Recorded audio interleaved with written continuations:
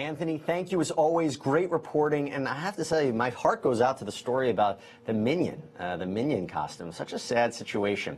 Now, you can go to lawandcrime.com to learn a little bit more of the top stories of the day.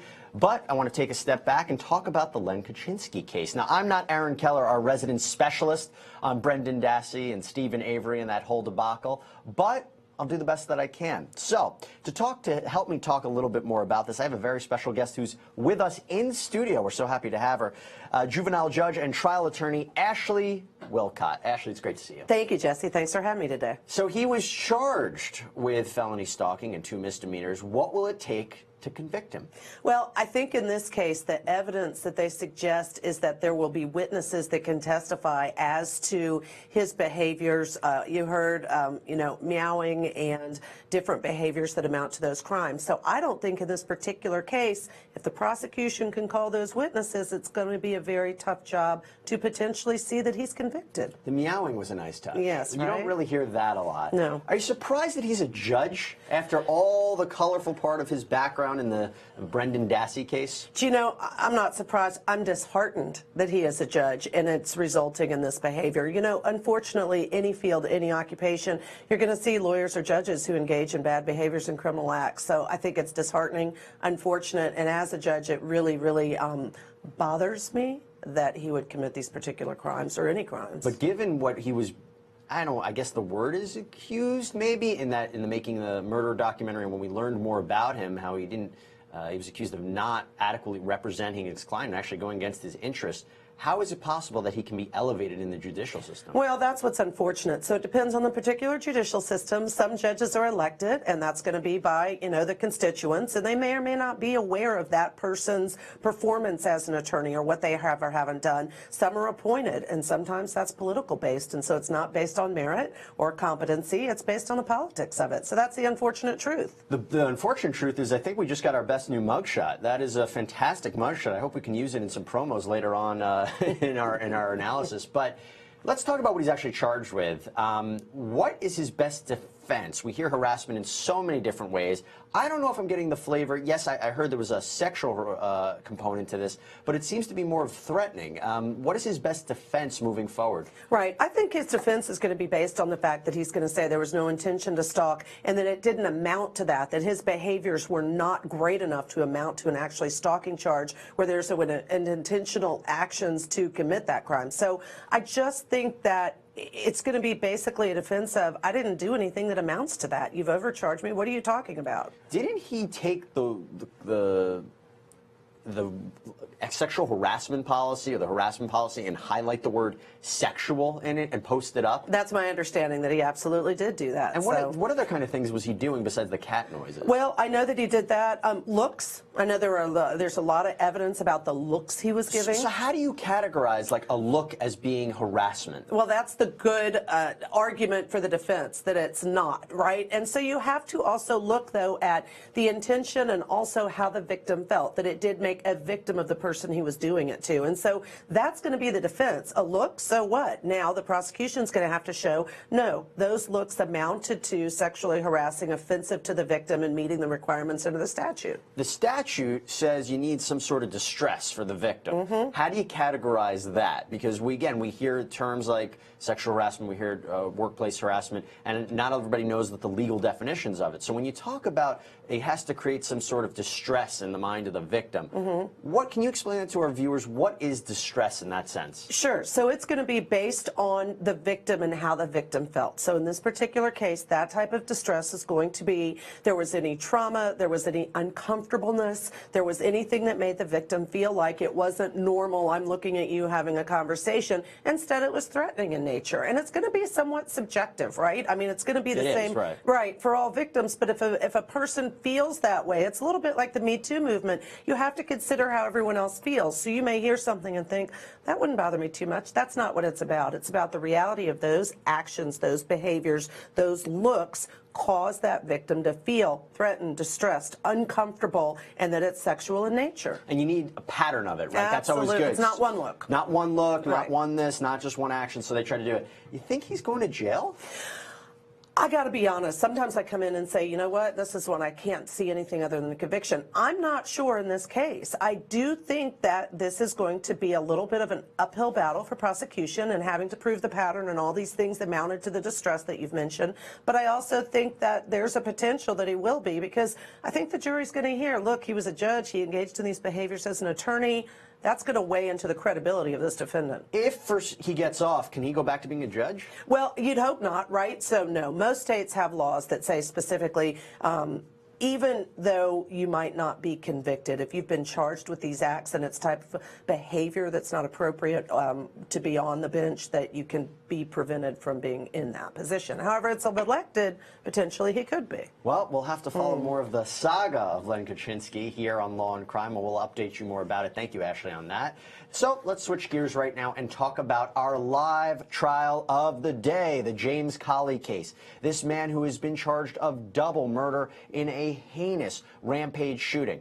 We heard the prosecution going in on Mr. Colley and saying why they believe he is this was premeditated murder, that he knew what he was doing. So we were waiting to hear what the defense was going to do. And that's what I want to play for you right now. This is some of the defense's opening statement from yesterday, and you'll hear how they are crafting their narrative. Take a look. Okay, that's the first part of the defense's strategy in their opening statement, really appealing to the heartstrings of the jury, it appears. Let's bring on Ashley Willcott again. So the flavor of that argument is, how can you say that this guy is really going to kill the mother of their children? So is that an effective argument? Well, I do think it gets to the emotion of the jury, like you said, and he gives specifics. Coached the football team, actively involved in the children's lives, a family man. So they paint this picture of course he wouldn't do it. Now, I think we're going to see this lead directly in defense's opening that we saw yesterday, that it creates the Ambien defense. What do you think of that? I was going to go to that. What do I think of that? Is Ambien a legal defense, or is it an excuse for bad behavior? And we have seen some juries say, listen, regardless of Ambien use, we're going to convict this particular defendant. Some juries have said because of Ambien abuse or use, we think that we're going to reduce charges or not find them guilty of the higher charges. In this particular case, I think it's a very, very hard, tough road to hoe to say, hey, by the way, bad behavior equals murder of two people. I don't think there is an Ambien defense. Well, we'll have to see. It was day one. We're going into day two. There's so much to talk about. Do want to let our viewers know one thing. Go to lawandcrime.com if you want to follow the Leon Williams case out of Georgia, that father who's accused of killing his son. We just learned he will not take the stand in his defense. A lot to talk about here on Law and Crime. We'll be right back. Stay tuned.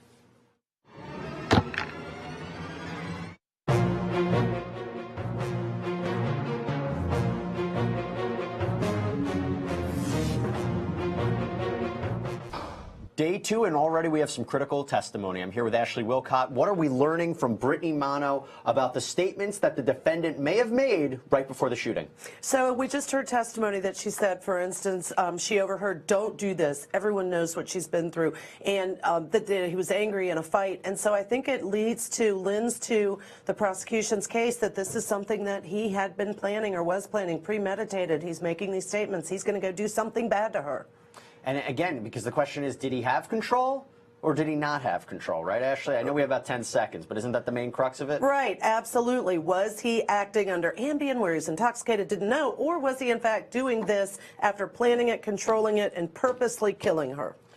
Well, not an easy job for the jury, but this is an exciting case. We're already in day two, and there's so much to talk about already. So we're going to take a quick break, but when we come back, we're jumping right into that courtroom. We don't want you to miss anything, so stay tuned. There's a lot more to cover.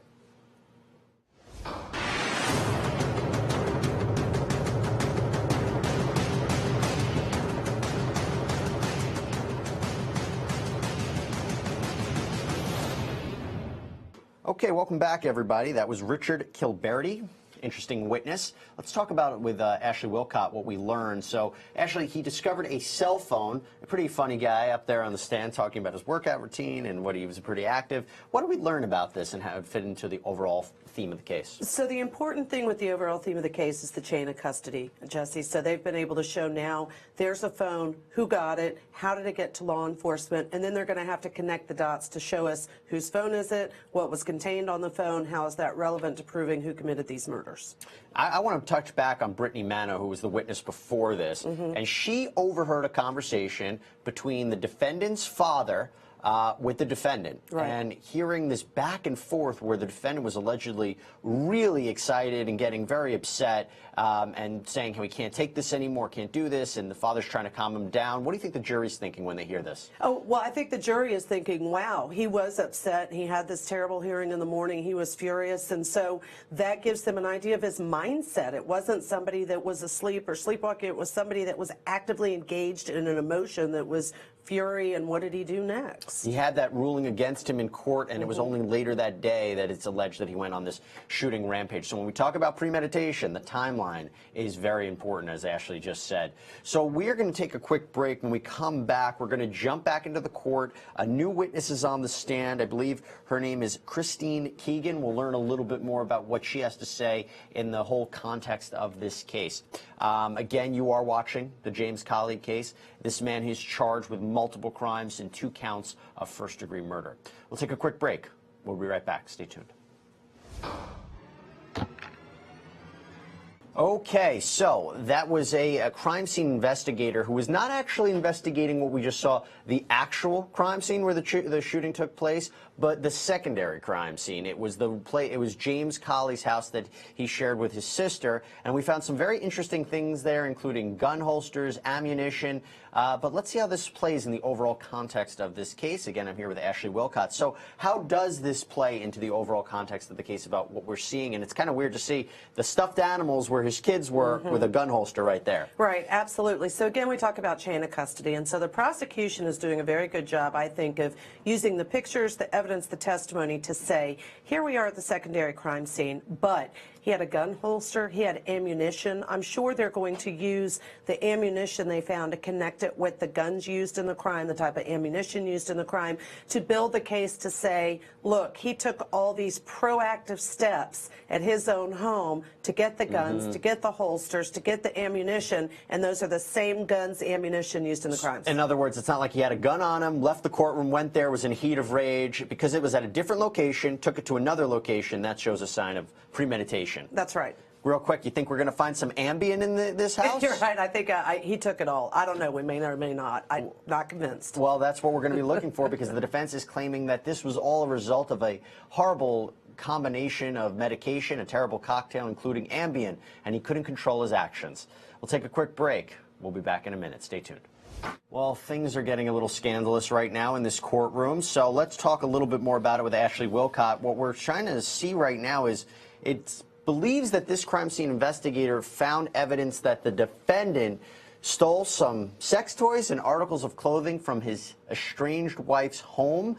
What are they trying to paint in the minds of the jury right now? Well, I think this goes back, Jesse, to the prior testimony from one of the other witnesses, and that is that he was heard saying when he came into the home with the guns, where is he, where is he? And so part of what appears to have made him so furious was the relationship that she was allegedly having with this other man. And I think this all ties in, the jealousy, the obsession, taking all of her lingerie, all of her sex toys, anything that may have been something she was utilizing in a relationship with this other man, who knows? But I think it goes to show his state of mind, his obsession with her.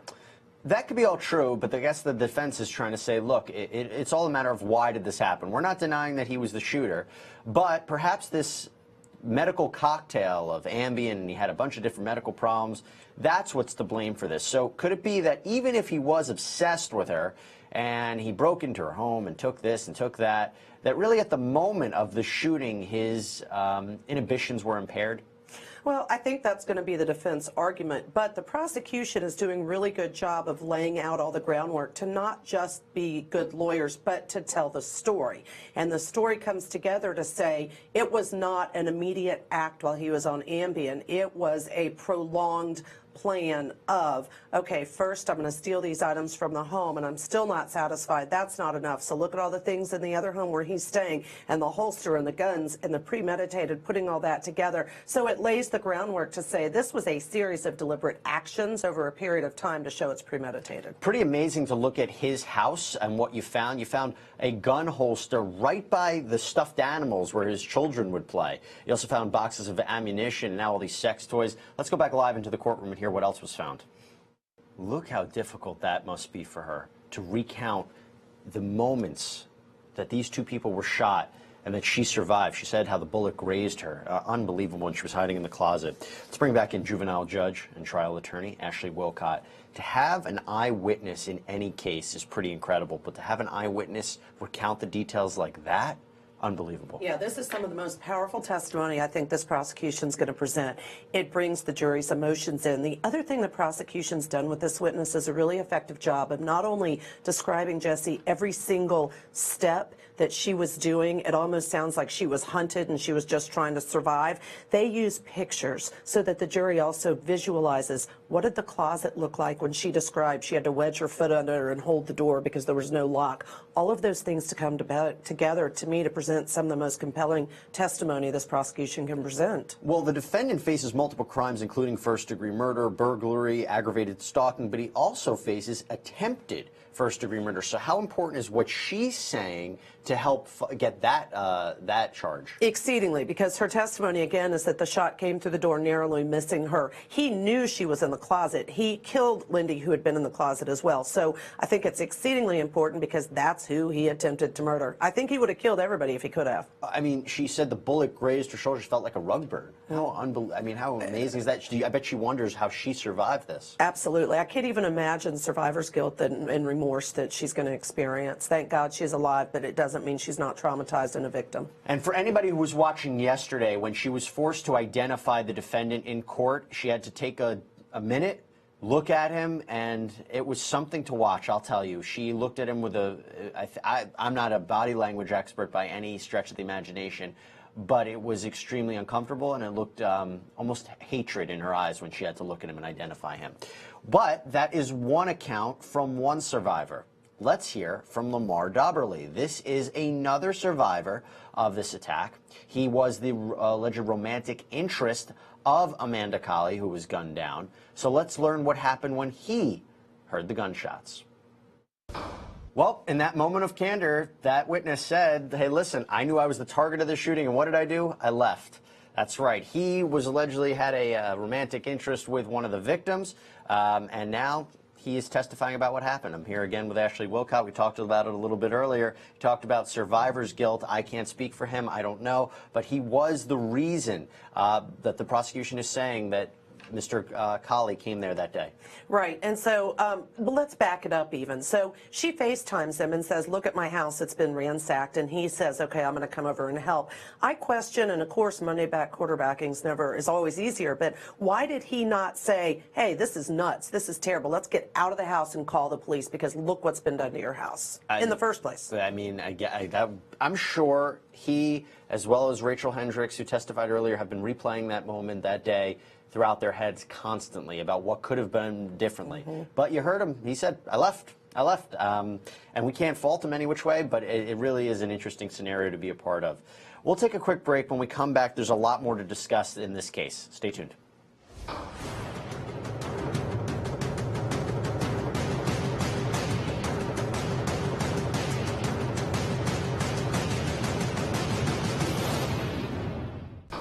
Okay, so this was a really interesting moment in the courtroom where we learned the conversation, or the supposed conversation, between the defendant and his father before the shootings. But how does that play into this whole case and the prosecution's narrative? Let's bring back on Ashley Willcott. Yes. So even if this is true, this conversation between the father and his son, it's lucky it even got into courtroom. That's a whole separate issue. But it is. So now the jury can say, okay, I'll take it as true. How much is it him blowing off steam and he's angry? And how much is it, wait a minute, this is a guy who's about to kill someone? Right. State of mind. That's all about showing the defendant's state of mind. And the argument by prosecution is going to be exactly what you just said, Jesse. Hey, this is his state of mind, and it is somebody who's dangerous and is going to try to go kill someone. The defense is going to do what you said and say, no, no, it's not that. It's just him. It's his dad, for God's sake. He's close to his dad. Who do you tell stuff to? He was just venting and getting it all out because he was frustrated from the hearing. So this is going to be a point that's argued both ways. And isn't it not fair from one perspective to take bits and pieces of a conversation and try to understand what it's about? Yes, it seemed like the father was trying to talk his son off the ledge, for lack of a better term, but at the same point, we don't know what was really the conversation was, each detail, he was very upset. He just had a court hearing that was ruled against him. understandably upset. At the same point, his defense attorneys are conceding he shot these people. So how much are we supposed to take from it? Right. Well, I do think, like you said, you take any statement any of us make and it can be taken out of context. Having said that, I think the important thing the prosecution needs to show is how close in time this conversation with his father was to all the subsequent steps, where he went, what he did, when he got his guns, because the time frame is going to be crucial in this. That was a great point. You mentioned it earlier as well. It's not like this all took place in one crime scene, because what we saw is that there was guns and ammunition found at Mr. Colley's house. Well, at least there was gun holsters and ammunition, which, as you said, means he had the moment to go back there, plan, get what he needed, and came back. This was what the prosecution is trying to say was a deliberate movement, and it was premeditated. That, folks, would be first-degree murder. So, what I want to play for you right now is the testimony of Deputy Samuel DeLuca. Now, we talk about how it's hard for a lot of these witnesses to testify, including the surviving victim. This is the person who discovered the dead bodies. How unbelievably tough is that? And especially to talk about it. Let's hear his testimony. When you talk about a dead body, you think, oh, it's just a dead body. Maybe how can that help the actual case? But here, it's absolutely crucial. I'm here again with Ashley Willcott. So what we're learning from the wounds and the way the bodies were set up, do you get the sense that these were defensive wounds, that this was a heated attack, and this wasn't like one gunshot through a head, this was multiple shots? Does that, what based upon the crime scene and what we've learned so far would indicate that this was a premeditated, brutal murder? It was a bloodbath, a slaughter, really. And you even hear testimony at one point that one of the victim's teeth were blown out when she was shot in the temple. Oh, and so it really paints the picture again of no opportunity for them to defend themselves. And that's the important thing for the jury to hear, that this was a form of execution, an assassination. It wasn't, you know, a heat in the moment kind of thing. Well, that you understand what I'm saying. Right. It's more that he knew what he was doing. It wasn't like he got news 30 seconds before and fired on somebody. Exactly. He bought multiple guns. He had them with the ammo in them. Then he did multiple shots. And the fact that I think he was there to shoot everybody, anybody that he could find. Now, if the ambient defense works, and we have only about 15 seconds left, the idea that he went so crazy, maybe that does help his case. I think defense can argue it. And maybe now that was a good touch. That's why we have Ashley on. That was a good touch. Well, we'll have to see if this ambient defense works and how these lawyers will craft that narrative. Again, that's the defense we believe that they will be going with. They talked a little bit about it in their opening statement, and they will bring on a pharmacologist to talk about the effects of this cocktail and what it will have. So perhaps the more brutal the shooting, the more it helps the defense's case. We'll have to see. So we're going to take a quick break. When we come back, as always, there's a lot more to discuss. Okay, you can't help but think about this injunction and this restraining order. So the defendant here, Mr. Colley, James Colley, sorry, he originally had a restraining order taken against him by his ex-wife. He ignored that order, ended up burning his wife's clothes in a yard, among other violations. On the day of the shooting, August 27, 2015, a judge told Colley to stay away from his wife and handed down a 60-day suspended sentence on that restraining order violation charge. But Colley ignored it, went back to his father's home, took the guns, and went over to Amanda's place and went on that shooting rampage. Again, I'm here with Ashley Willcott. The timeline of this is so critical, and also kind of amazing to hear about how he just violated it, and this is really the worst case scenario when you think about restraining orders. Absolutely. So as a judge, it's really hard. You hear evidence testimony as to why or how someone's violated a restraining order or why it's needed in the first place, and you to then decide either to put them in jail or suspend a sentence is such a huge decision for a judge. So one of my questions in this case is, why was that sentence suspended? If there'd been any violations yet, if he'd done any of these things, was it the right thing to do to suspend that sentence? If he'd been in jail, this wouldn't have happened. So you're saying maybe what could have been, they could have taken him into custody right then? Absolutely, they could have. If it's a suspended sentence, he could have served 60 days, so that could have prevented it. Now, I'm not saying that would have been appropriate. I didn't hear all the evidence. I'm just saying that could have been an option, because the issue with restraining orders, Jesse, as you well know, is no piece of paper ultimately is going to keep someone or prevent someone from committing a crime against the person they're not supposed to see.